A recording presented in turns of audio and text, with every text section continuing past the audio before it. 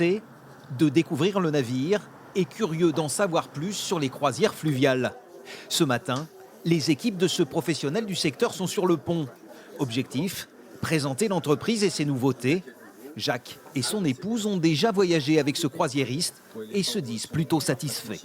Il y a beaucoup de choses qui sont très bien. La chambre est parfaite, 16 mètres carrés, c'est superbe, ça suffit largement. L'ambiance est bonne et les choix de voyage sont très importants.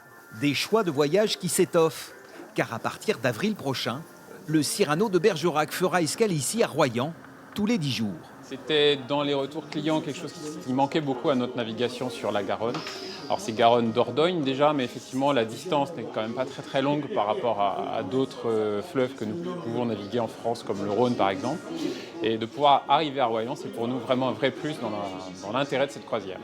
Et au programme de cette escale, la découverte de Royan pour certains, une excursion à la Corderie royale de Rochefort ou une visite de La Rochelle pour d'autres, un périple au fil de l'eau, sans les contraintes de la navigation au grand large. Le fluvial, c'est surtout des eaux intérieures, donc on est beaucoup plus proche des rives que sur du maritime pur.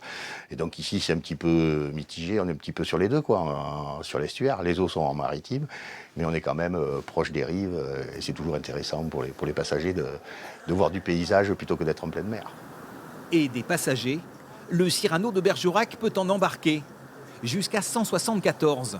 Avec ses 110 mètres de long, ses 3 niveaux et ses quelques 2200 tonnes, le navire promet d'assurer confort et sécurité tout au long de son périple dans l'estuaire de la Gironde.